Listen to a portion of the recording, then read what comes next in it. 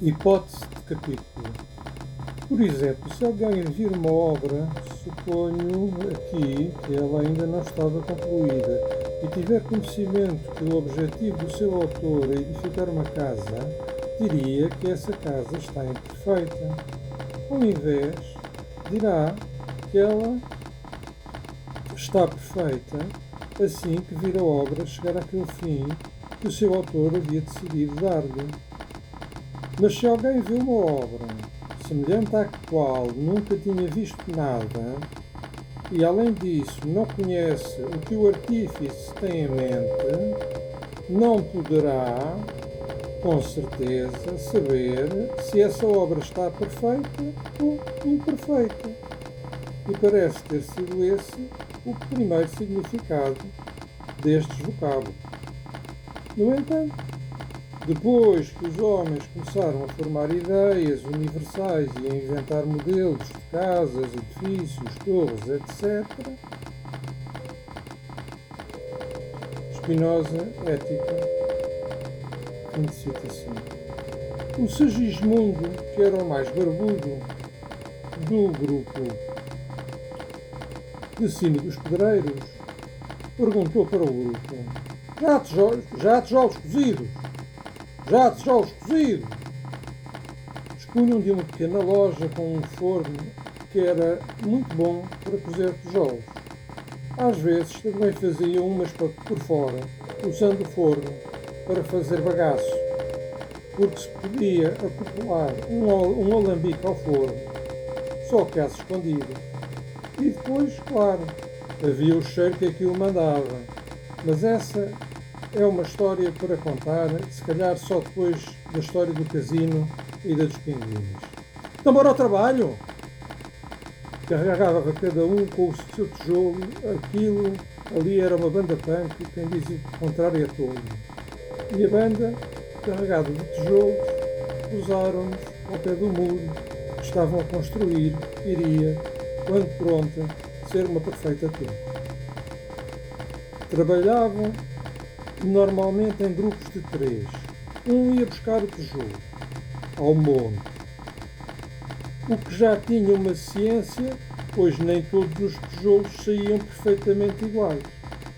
Logo, o passador dos tijolos, já na sua imaginação, calculava que tijolo melhor encaixaria na sequência de tijolos de cada sequência de linhas completas de tijolos.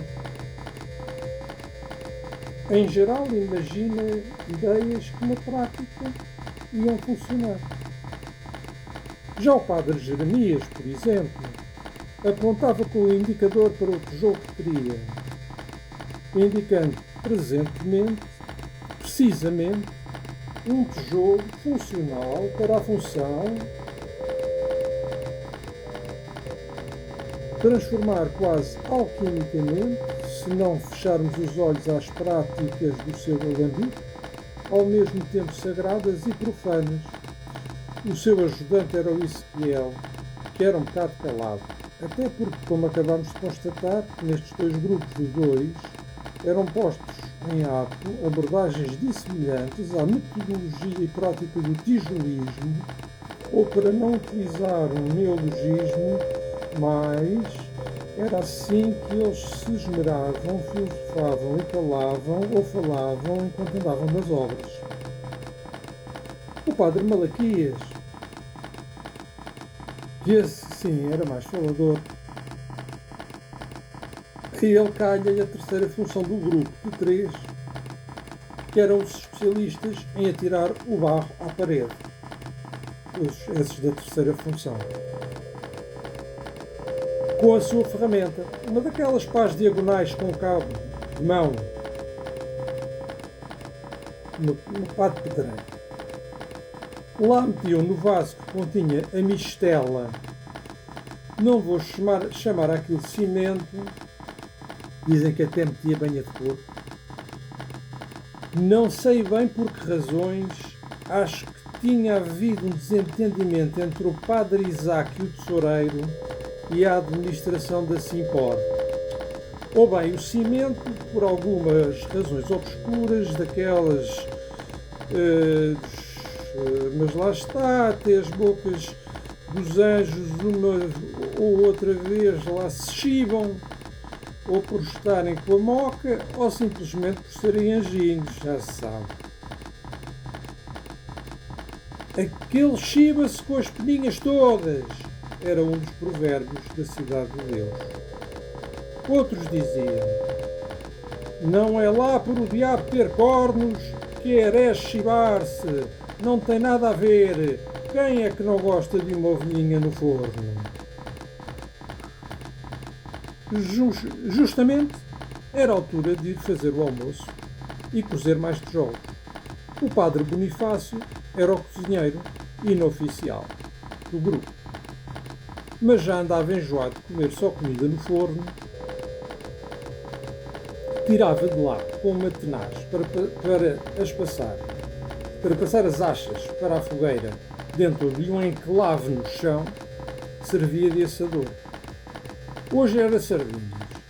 Como a cidade de Deus ficava à beira-mar, tinha muitos pescadores. Uns imaginavam que traziam laranjas e vinham por aí a trautear, uns excêntricos. Já os pescadores mais competentes vinham de lá com umas grandes canastas e nisso, desde o neto à avózinha, tudo ajudava a levar o peixe para a banca do mercado. Depois ficava lá quem calhava a vender.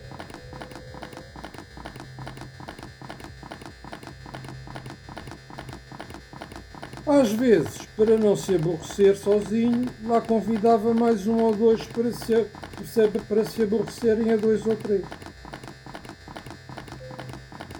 Havia a parte do pesar, amanhar o peixe, embalado normalmente na folha de uma couve especial para o efeito.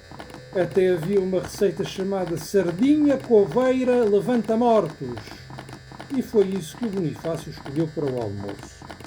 Mas assim por assim, tinha que ter sempre um olho no Quaresma e outro no Ventura. Ventura era o nome do burro, que eles traziam sempre muito bem tratado, muito elegante, e que tinha aprendido o truque de dar coisas para a frente. Às vezes era qualquer coisa que o chateava, mas se encontrava lá alguma coisa parecida com uma bola, cuidado, aí ninguém o segurava. Mas era mesmo a reinar, e via-se que se divertia à brava com isso.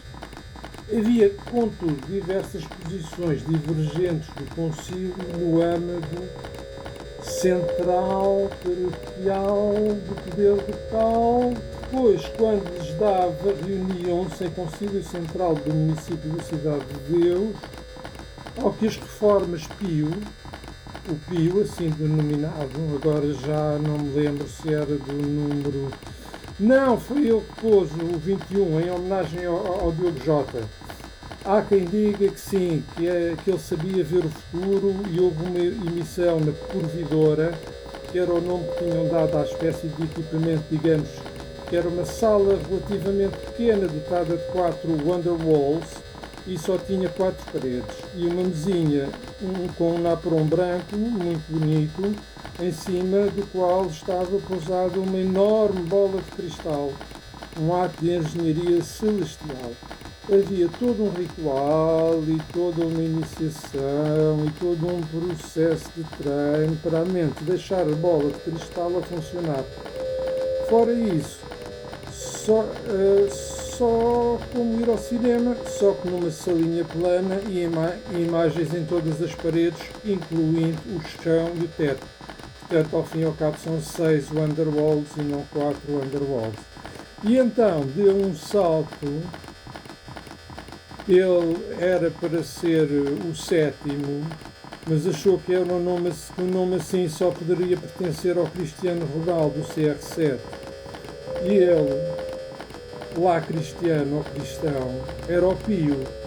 E então a sua assessora de imprensa lá saiu com essa de ele introduzir essa nova regra entre os patriarcas, como agora nas equipas de futebol, escolher o nome que tinham.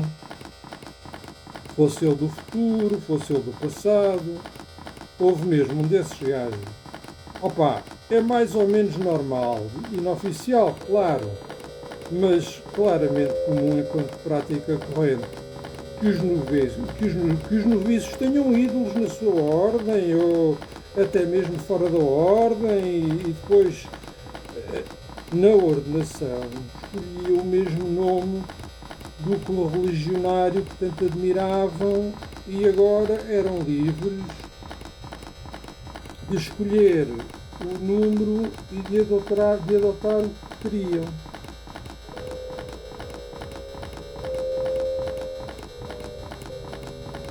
De onde se supõe que o Padre Pio, depois de ser cardinalizado, isto por causa dos números cardinais, que iria apanhar, o escorrega da história,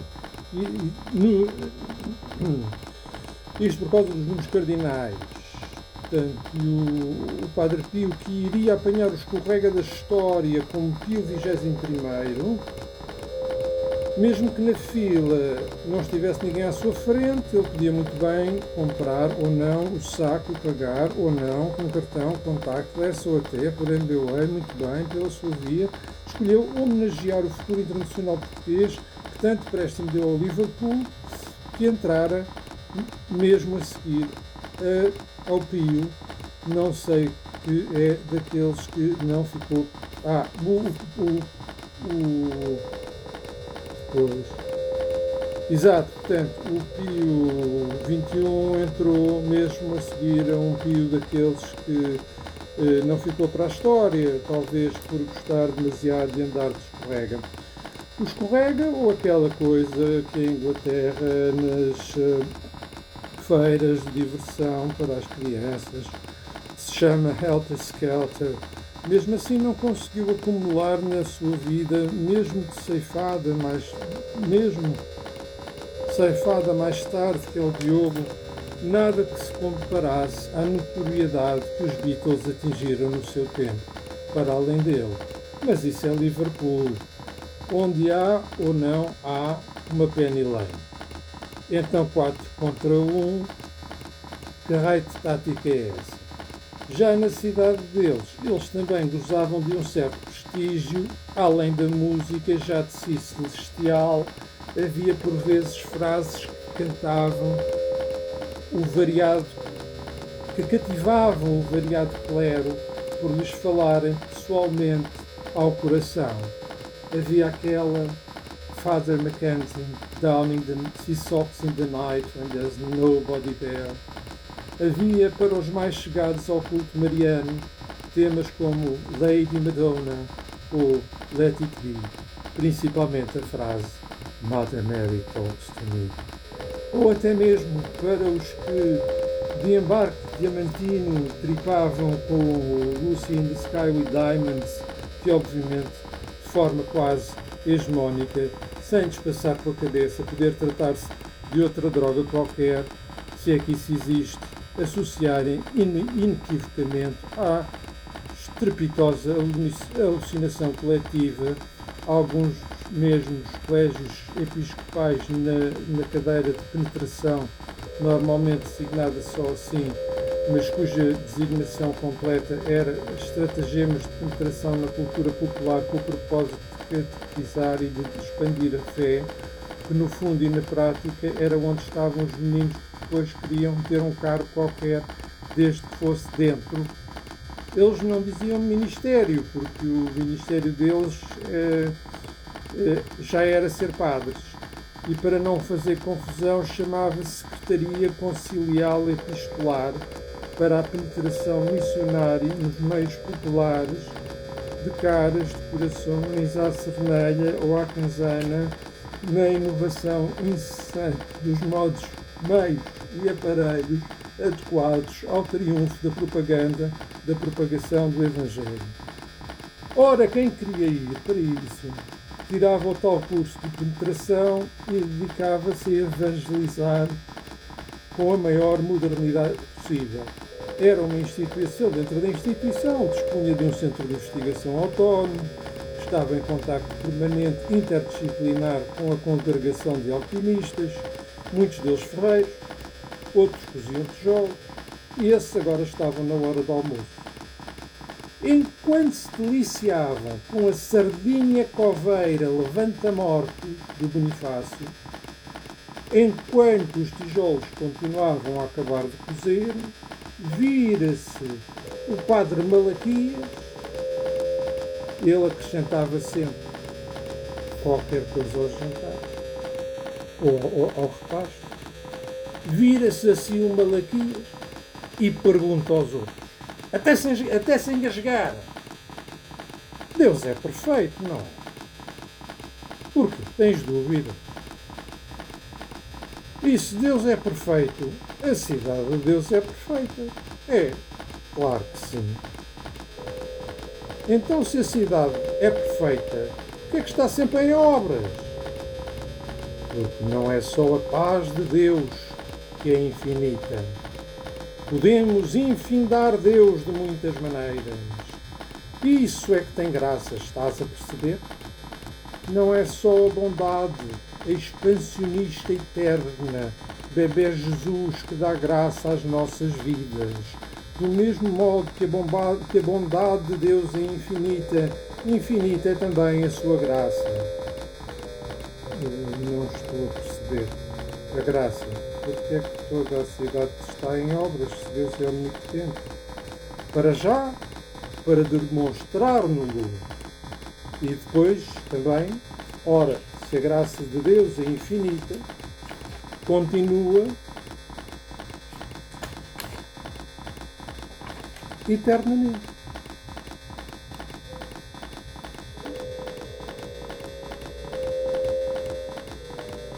Olha, gente, há cá sempre trabalho na construção. Olha, nós com os tijolos, por exemplo, o que é que nós fazemos? Infinitizamos na prática a infinita glória de Deus. Cada construção aqui, em qualquer parte, foi construída pela graça de Deus, uma eficaz contribuição para materializar todo esse infinito infindável que é sem querer roubar espaço aos outros, como a omnisciência e outras merdas, a Trindade, por exemplo, pois infinita é a sua graça. Infinitamente cativante é a sua infindável graça.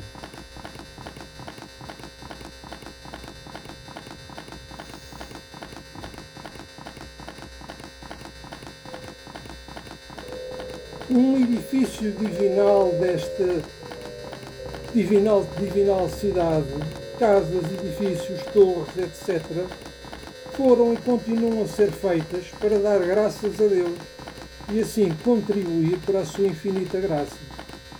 Em cima, mandou-lhe um copo de vinho, de uma vez goela abaixo, pousou o copo cuidadosamente pela mão esquerda, enquanto com a direita começou a bater no balcão. Lá encontrou uma forma de escavar dentro dos tijolos, coisas que faziam especialmente quando moldados num quarto. E lá se punha a fazer essa música primitiva da idade do tijolo. Só que isso não existe. Há o Paleolítico Superior, até, mas nunca ouviste falar de tijolítico, pois não. É um bocado apreciativo para os tijolos. Pois, só que na cidade de Deus, as eras geológicas eram designadas diferentemente.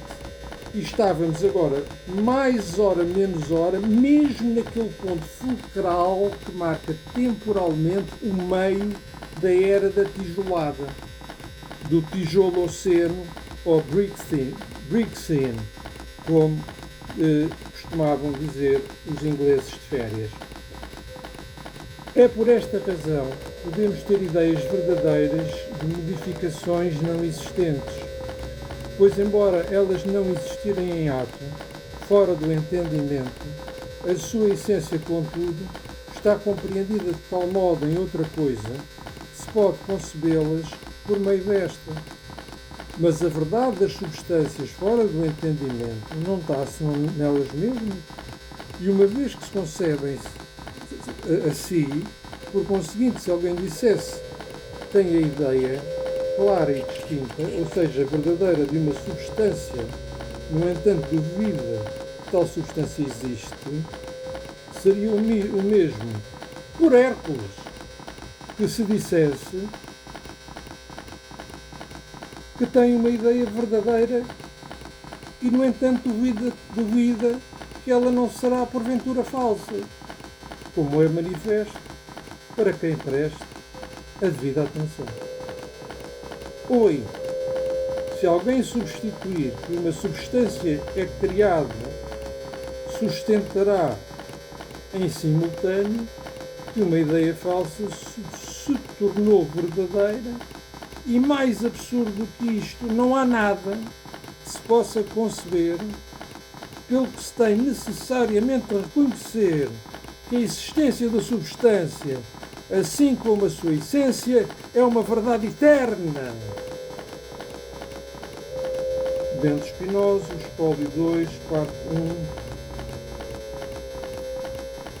1, de Deus, página 114. Fim de citação. O que marca a viragem na cidade de Deus do tijolo seno para o centro seguinte, mas esse é inclusivamente mais tarde do que a piada dos figurinhos.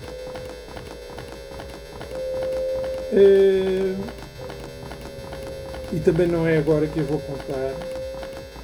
O que faltou ainda contar neste capítulo foi a música, ela mesma. Porque se eu escrevesse, foi a música em si, além de poder ser interpretada como a experiência fenomenológica de escutar música, quer se queira, quer não, dentro de si, as ondas sonoras fazem vibrar o tímpano, já está, não é? Para explicar isto já não é necessário entrar em todos os meandros dos circuitos neuronais, na teoria física das ondas de som. Era fixe a música que eles faziam com aqueles instrumentos de tijolo, era divinal.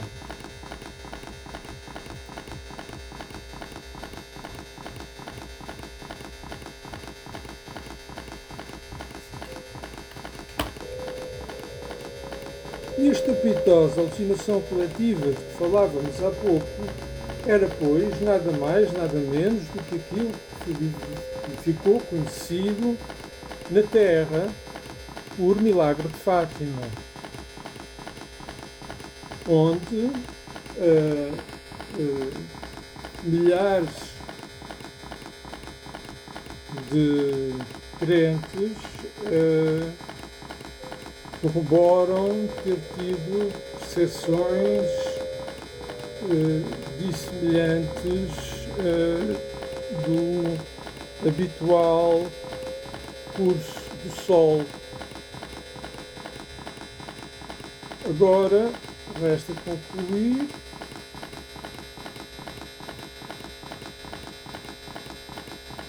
por isso concluam vocês que eu já estou farto de falar.